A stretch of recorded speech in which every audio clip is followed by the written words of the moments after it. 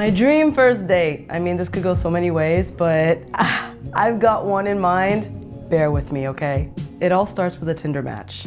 Ding! Exciting notification, pumped. Of course, I wait for him to make the first move to send the first message because I know how excited I can be and I want to see if he's excited about meeting me too. He doesn't message me for like 2 or 3 days, so of course I cave because I have no self-control. He answers relatively quickly, the conversation starts to flow. It's not the best conversation I've ever had, but it's good, you know, it's enough for me to be curious, but I can tell that he's not like the best communicator.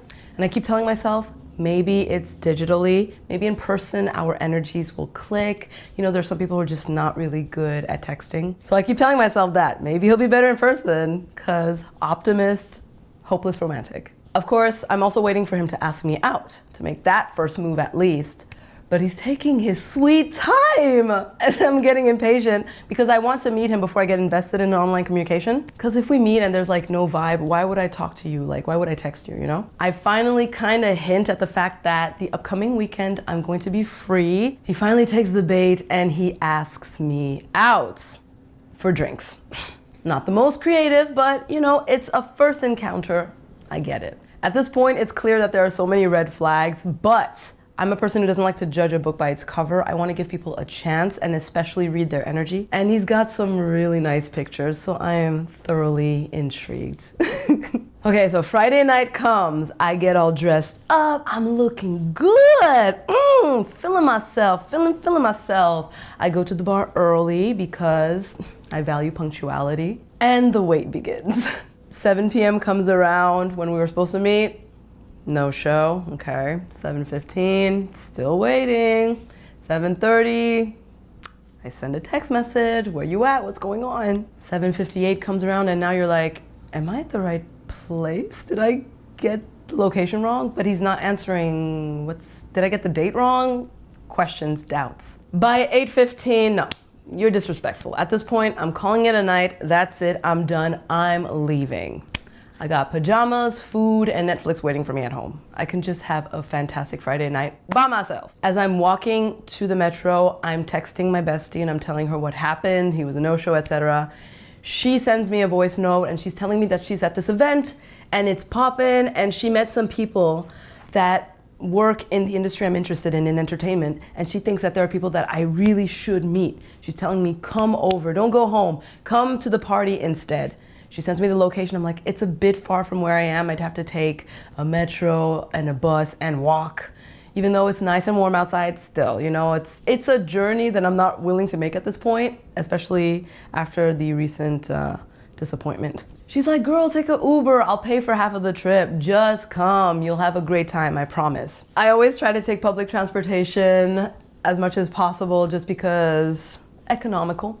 But since she offered to pay half, I was like, okay, fine. She must really be eager for me to meet these people. This must be really good for networking purposes. Fine, I call an Uber and I wait. I get a driver, okay, I see the profile, it's this old man. All right, whatever, fine. I wait and the car pulls up. I get into the passenger seat and when I turn to look at the driver, this amazingly handsome gentleman who looks like, I think his name is Justin Hadley. I know him as the Manny from This Is Us.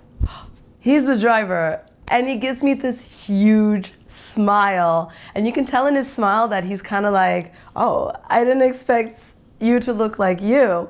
Mind you, I was going on a date, so I'm looking good, okay? Like, wow.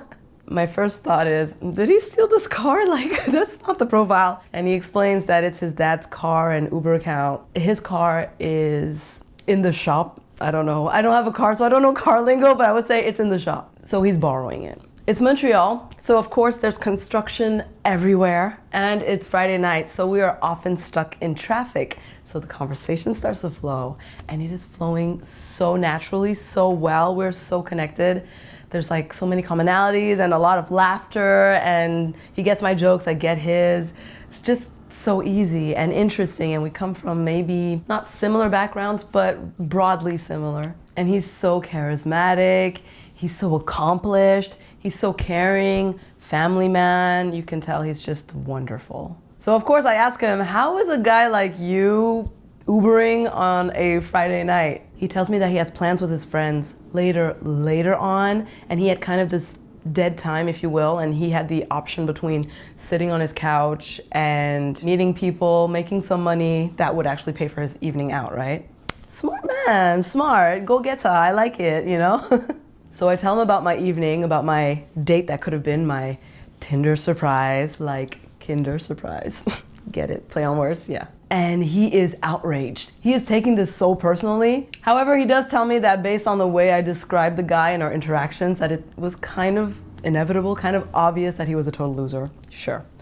And he's so sad for me. You know, he's like, oh, I feel so bad. Your perfect Friday night has been robbed. You've been robbed. It's been tainted. It's been ruined, right? And I tell him kind of slyly, well, if you feel that bad, you know, maybe you should do something about it.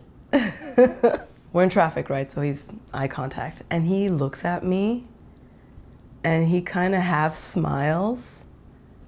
And I see a pause, like he is weighing the options right now. I'm starting to feel nervous, like, oh my God, what did I just do? How forward am I being right now? I mean, I'm usually forward, but girl, you don't know this guy that well. What are you doing? Then he tells me, cancel the Uber ride. I'm gonna take you out. Oh my God, I am sorry, just the thought of it. I'm like so excited, like it's actually happening. I think about it, I'm like, wait, are you kidnapping me out on a date right now? He kind of laughs and he's like, actually, sort of. So he wants to go to the SAQ to get drinks, but I tell him I'm not really like a drink person. It depends on the circumstances.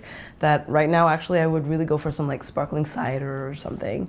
And he's like, oh my God, I love sparkling cider. He gets super excited. So we go to the grocery store. We grab sparkling cider, we grab cups. We're all excited and giddy. On our way back to the car, he stops and he's like, oh shoot, I forgot something. Wait in the car and I'll be right back. So I get back in the car. Meanwhile, I am texting, voice noting furiously my bestie, telling her everything, explaining why I'm not coming to the party, but she will understand and she will forgive. And then while I'm distracted, there's a knock at the window, my passenger side, which startles me, but I turn and it's him, it's Uber Bay, and he's holding a flower, a single pink rose. Wow. Of course, I open the door and he tells me, you know, if this was a proper date, I would have shown up washed, dressed to the nines, smelling fantastic, fly fresh, bearing gifts, basically. He also has a little box of chocolates and he gives them to me. Oh my gosh, my heart just melts. What? The universe is finally sending me what I deserve. After all the giving I've done, I am receiving and I am enjoying it. Now we're back on the road. He won't tell me where we're going. However, I see that we're going up towards Montréal. We even passed the lookout point, which is like always busy, always tons of people there. Super romantic spot if you can have it exclusively to yourself, right? I thought that's where we were going, but he keeps driving. So I'm like, where is this guy taking me? Should I actually be worried? But I don't feel like I should be worried. You know, I just feel like I trust him. He takes me to this exclusive spot high up with a view, a beautiful view of the skyline of Montreal. Just gorgeous. And it's late at night, so it's scintillating and just, wow, breathtaking. We grab our stuff. We're about to sit on a ledge, but it's kind of dusty. I don't want to ruin my beautiful outfit. He goes into the trunk of his dad's car, and lo and behold, there's a blanket. Holla, universe, just all the stars are in line, right? Perfect. We sit on the blanket and we drink our sparkling cider as we look at the sparkling skyline. Corny, I know, but I love it. And we're talking into the wee hours and just having such a great time. It's just so easy. At a moment, there's a lull in the conversation and I get kind of nervous, kind of these knots in my stomach, because I see what time it is. It's like past midnight.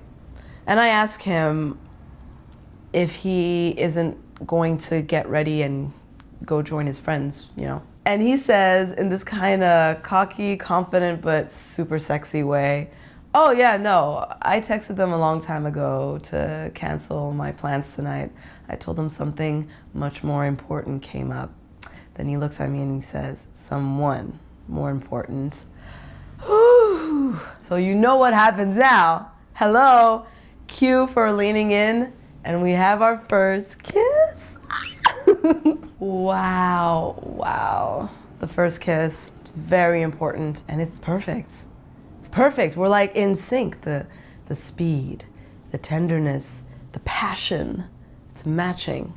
It's just like we're communicating with our bodies. We don't even need words. Oh my gosh, and the chemistry, woo!